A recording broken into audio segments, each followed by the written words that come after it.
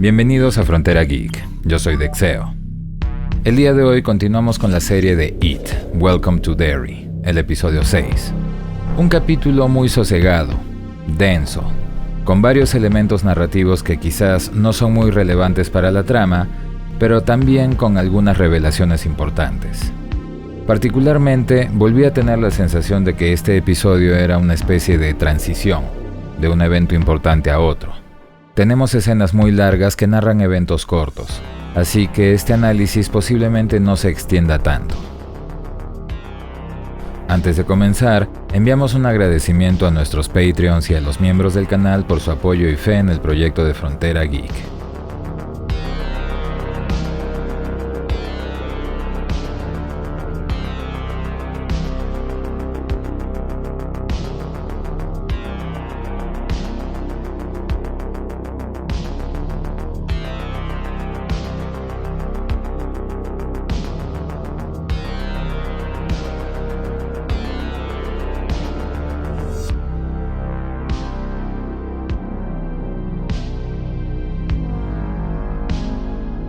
Muchas gracias, amigos. Ahora sí, vienen spoilers, están avisados.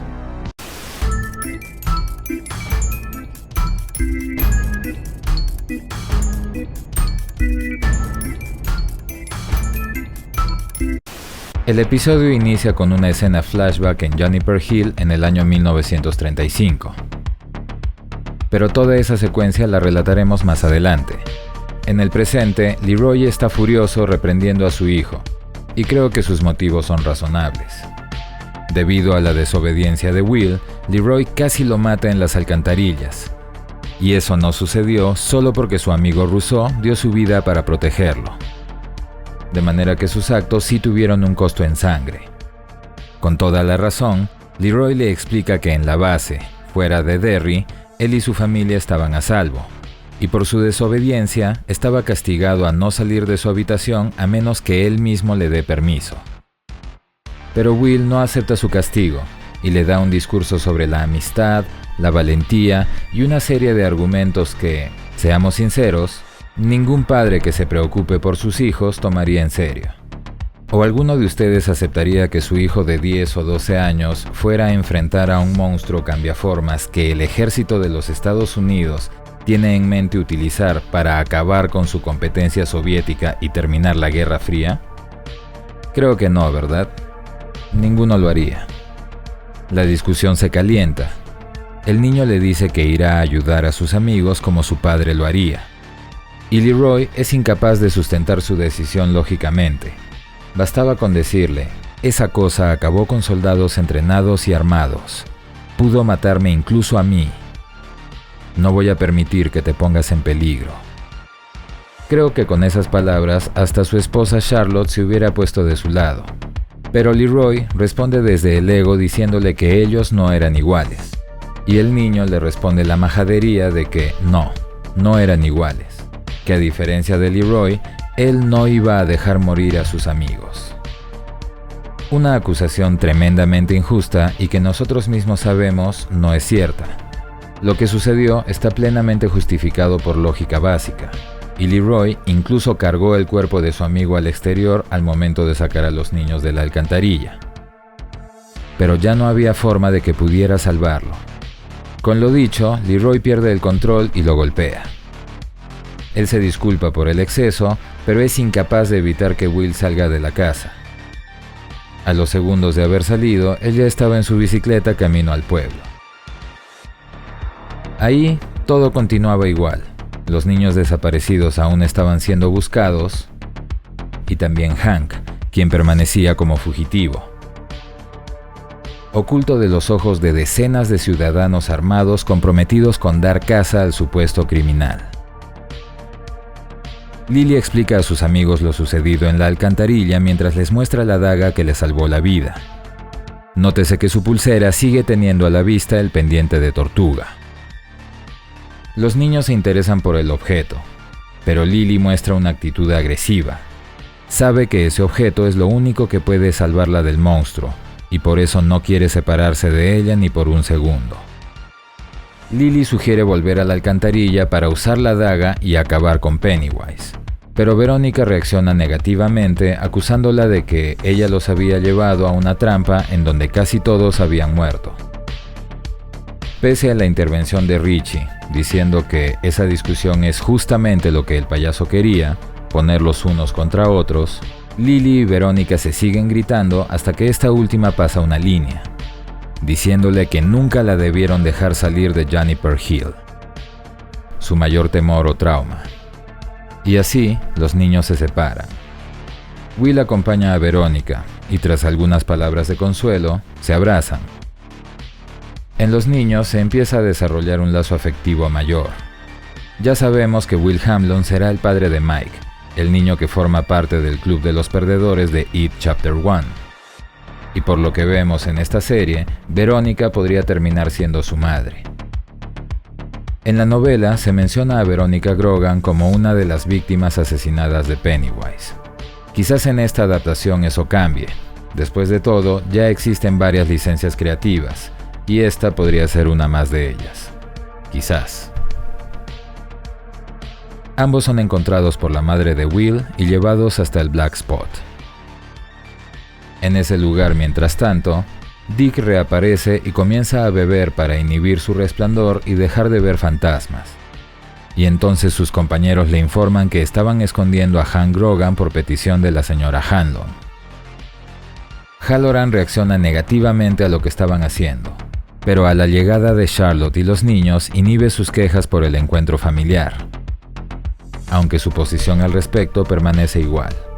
Dick abandona el Black Spot y regresa a la base. De ahí tenemos una muy larga secuencia de coquetería entre Marsh y Rich. Él la ayuda a curarse la herida de su ojo y ella comienza a sentirse atraída por él. Recuerden que desde un principio él ya estaba enamorado de Marsh. La cara de idiota que ponía cuando la miraba era única. Lo único importante de esa secuencia es que él sugiere que la idea de Lily, es decir, buscar a Pennywise para terminar con él, era la mejor opción, y Marsh estaba de acuerdo con eso. En la base militar, Dick está embriagándose hasta que lo visita Leroy. Pese al alcohol, él aún puede ver fantasmas. Y su miedo es tan evidente que Leroy le pide explicaciones. Como les dije, en las novelas, el alcohol inhibía el resplandor. Pero no está claro si en esta serie también funciona así. Halloran podría estar bebiendo simplemente por depresión. En sus palabras, ellos habían hecho enojar a eso. Pero respecto a sí mismo, Dick explica que de niño él también podía ver espíritus o fantasmas, y que su abuela también tenía ese poder, aunque no tan poderoso como él. Así, ella le enseñó un truco: crear una caja en su mente y encerrar todas las cosas que él no quería ver en esa caja. A esos fantasmas. Eso cuando cumplió 9 años, y desde entonces no los había vuelto a ver, hasta el día anterior, que esa cosa entró en su mente y abrió la caja para liberar su contenido. Dick trataba de pasar desapercibido para esos fantasmas, y por ende no les hablaba, pero era consciente de que ellos sabían cosas que los vivos no. Leroy entonces le propone obtener información a partir de ellos para encontrar a su objetivo, ya que el general Shaw no había cedido en su deseo de capturarlo. Dick se rehúsa de manera muy agresiva, y Leroy, sin perder la calma, le hace ver que de no cumplir con sus deberes como soldado, tendría que afrontar la corte marcial. Era su decisión. Ya hemos tocado esto varias veces, pero a grandes rasgos, lo descrito por Dick Halloran corresponde a lo narrado en la novela de Doctor Sueño, y también está presente en la adaptación cinematográfica, donde él le cuenta a Danny Torrance que su abuelo abusaba de él y que incluso después de la muerte lo siguió atormentando. Eso hasta que su abuela le enseñó el truco de la caja para encerrar fantasmas, y de ese modo se libró de seguir viendo a ese hombre. Dick enseña ese truco a Danny Torrance para que él haga lo mismo con los fantasmas del Hotel Overlook, aquellos que lo perseguían. Todo eso está detallado y narrado en nuestro video de Doctor Sueño, por si acaso. Lo que no termina de encajar es el sentido que le han dado en la serie.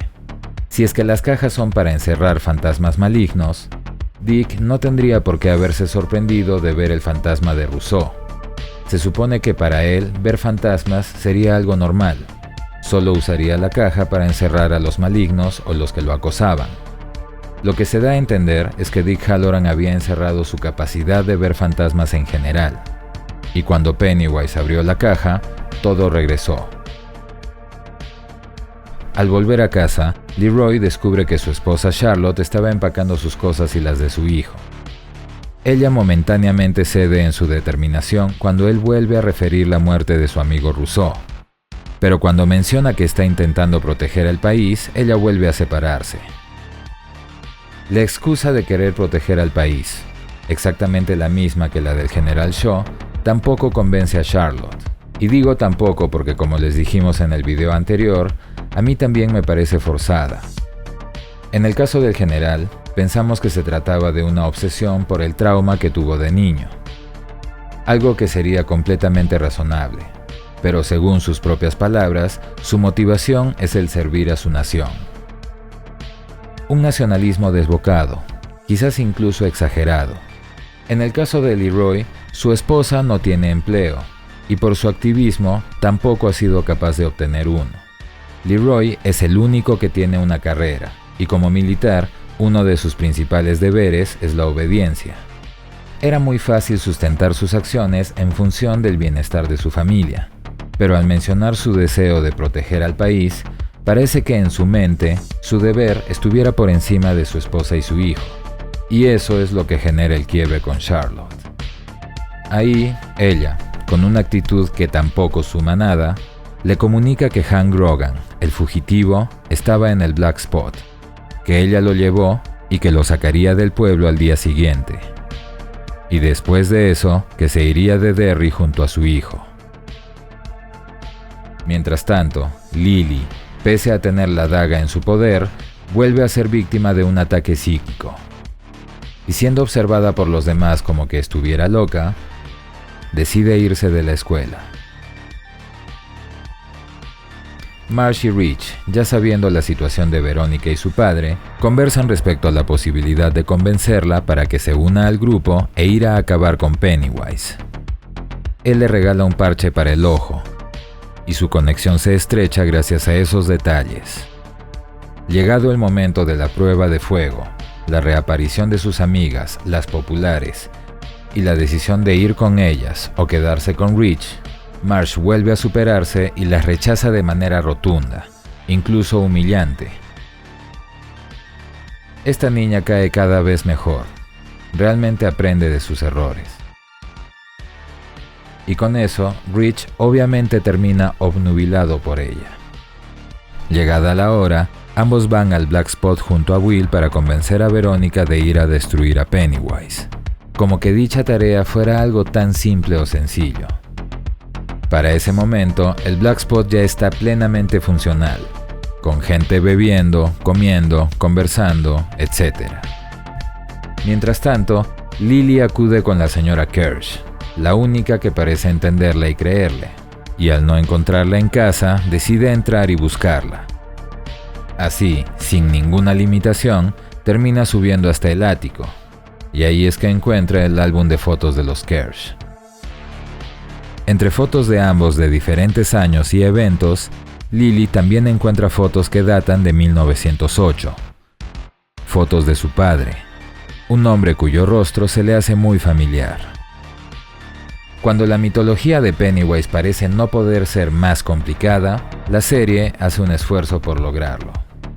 Al aparecer Ingrid, Lily corre a abrazarla para consolarse, pero mientras lo hace, divisa entre sus pertenencias una foto de su padre caracterizado como payaso, casi idéntico al monstruo que enfrentó en las alcantarillas. Al darse cuenta del susto de la niña, Ingrid le pregunta si es que lo había visto, al payaso, y al observar en la habitación, encuentra una peluca con la que deduce que el payaso que Will fotografió en el cementerio era en verdad ella. Ingrid se había puesto su viejo disfraz y lo siguió esa noche con la esperanza de poder ver al payaso. Este detalle explica el por qué esa fotografía era la única que seguía viéndose igual cuando los niños llevaron las fotos a la policía. La imagen no había capturado a Pennywise, sino a Ingrid. Siendo una simple humana, no tenía ningún poder que pudiera alterar las fotografías. Ingrid explica que su padre era un artista de feria. Su personaje se llamaba Pennywise, el payaso bailarín, y que de alguna forma le fue arrebatado. La feria abandonó Derry, pero ella permaneció. Se sentía atraída. Y en este punto se completa la secuencia flashback del comienzo. Sanatorio de Juniper Hill, en el año 1935. Recuerden que la serie se desenvuelve en 1962. El anterior ciclo de Pennywise, 27 años antes, es precisamente en 1935, cuando se da la masacre de la banda Bradley. Una niña llamada Mabel es llevada por una enfermera hasta la sala de máquinas del asilo. Con un médico, la niña habló sobre el payaso Pennywise y la invitación que éste le hizo para verse en ese lugar. Y la enfermera, la señora Ingrid Kersh, hija del artista de feria Pennywise, intrigada, la había llevado a la cita para ver quién era el que se hacía llamar igual que su padre. Ingrid parece no creer en lo que dice la niña. Para variar, a los niños nunca les creen nada. Pero entonces, ambas ven un globo flotando encima de un tanque y descendiendo hasta llegar a una puerta donde el payaso hace su aparición. Pennywise se acerca con la intención de ganar la confianza de la niña, y al verlo de cerca, Ingrid reconoce en él las facciones de su padre, el Pennywise original. La reacción de Ingrid parece sorprender a la criatura, y al mismo tiempo también parece que le causa cierta gracia. El payaso toma su forma monstruosa, las persigue, y la niña se tropieza, separándose y quedando aislada de Ingrid. La mujer atestigua la muerte de la niña cuando el monstruo la alcanza detrás de la puerta. Pero ya sabiendo la identidad de Ingrid, toma la forma de su padre y le dice que le abra la puerta. Y ella, como si estuviera hipnotizada, lo hace. El monstruo evidentemente la deja vivir porque sabe que es una persona que puede manipular para su beneficio. Y eso es exactamente lo que ocurre en esta temporada. Ingrid Kersh es una mujer evidentemente desequilibrada. Tiene un trauma de niñez por la desaparición de su padre. Podemos deducir que eso tomó la forma del Pennywise original, un personaje conocido como Bob Gray al final del ciclo de 1908, año en el que el augurio fue la explosión de la fábrica de Kitchener Iron Works y la muerte de más de 80 niños. Según la narración, fue un payaso quien atrajo a los infantes hasta ese lugar, por lo que podemos asumir que la asimilación de la identidad del Pennywise original ocurrió antes de ese evento. Teniendo en cuenta que cada temporada de la serie narrará un ciclo anterior, la historia sobre cómo es que todo esto sucedió llegaría recién en la tercera temporada. Recuerden que la identidad humana de Pennywise se introdujo en It Chapter 2, con la foto en la casa de Kersh y la posterior alucinación de Beverly. El presentar los flashbacks en blanco y negro es una buena variación para diferenciar las épocas. Claro que esto no se ha aplicado siempre. El flashback de Francis sí es a colores. Los visuales de esta escena, sin embargo, son excelentes.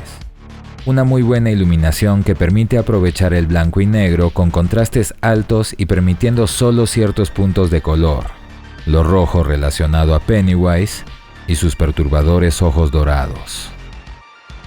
Un efecto visual muy al estilo de la cinta de Sin City, aunque la idea provino del cómic de Frank Miller.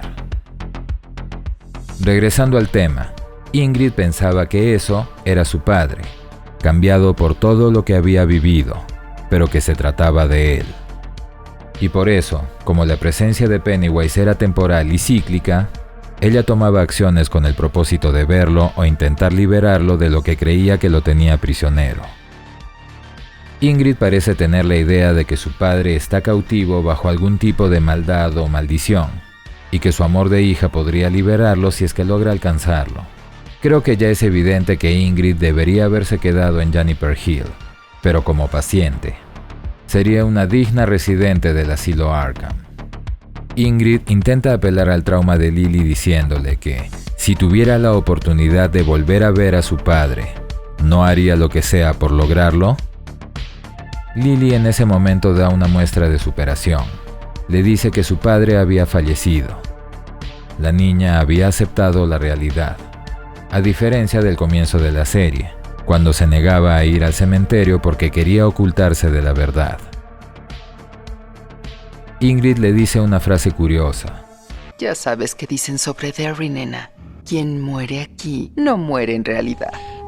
La misma frase que su versión anciana dice en It Chapter 2, cuando se entrevista con Beverly. Pero ya sabes lo que dicen en Derry. El que muere aquí no muere en realidad. Lily se siente acorralada, y cuando Ingrid se le acerca para tratar de convencerla de que estaba segura con ella, la niña la ataca con la daga y sale corriendo, logrando escapar de la casa y montando su bicicleta para alejarse. El simbolismo es interesante. Ella se aleja de la casa con una huella de sangre en la espalda, como si ya estuviera marcada para la tragedia. De vuelta en el Black Spot, Verónica se niega a participar del plan de los otros niños para quedarse con su padre, pero Will decide insistir apelando también a Hank. El hombre se da cuenta de que hay un afecto especial entre los dos niños y se da una secuencia larga en la que se dedica a conocer a Will. La intención de Hank es asegurarse de que si algo le sucediera, Verónica tendría a alguien que la proteja en su ausencia. Mientras tanto, en un bar del pueblo, los hombres discuten qué hacer para encontrar al fugitivo Hank Grogan. Entre ellos, el hombre que intentó asesinarlo antes de su traslado, el que presionó a Clint Bowers con amenazas para que lo inculpara, y también el carnicero, el esposo de Ingrid, el señor Kersh.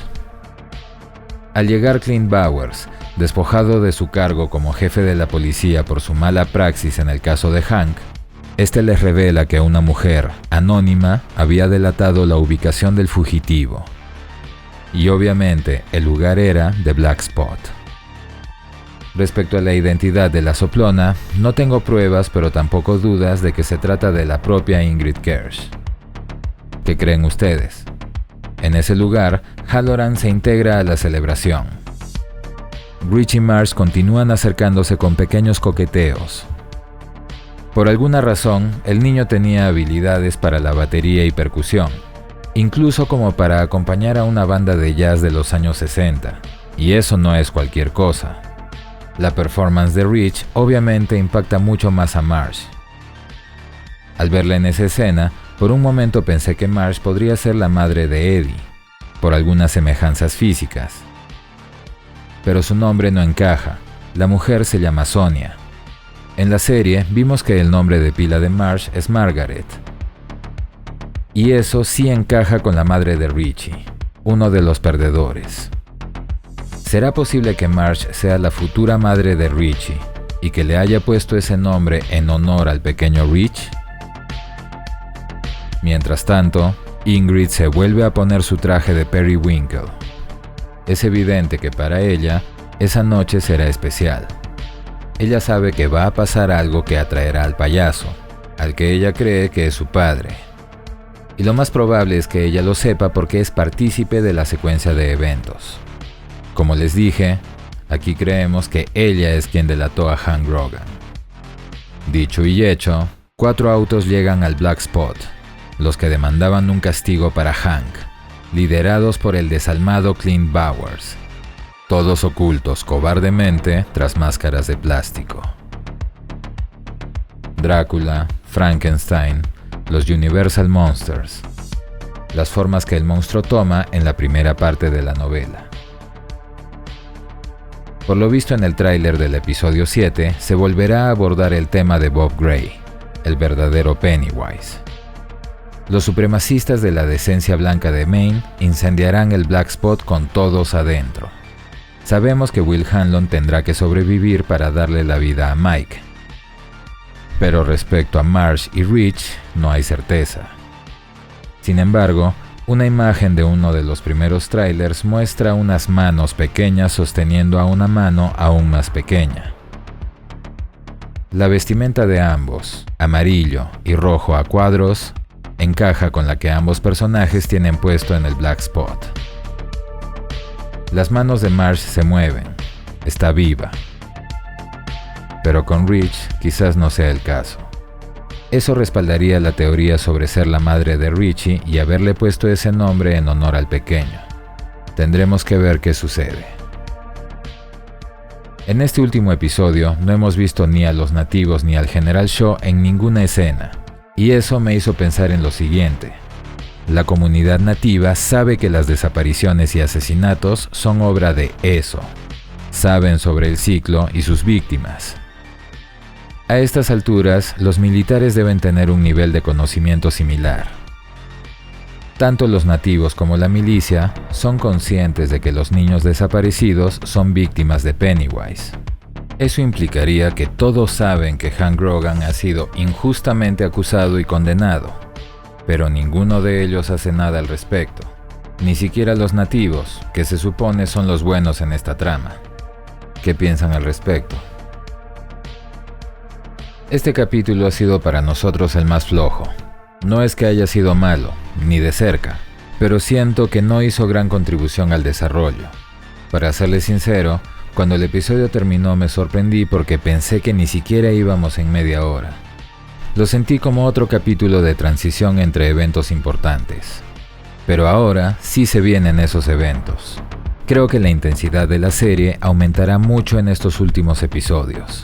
Y como siempre, aquí también tendrán su respectiva reseña y análisis.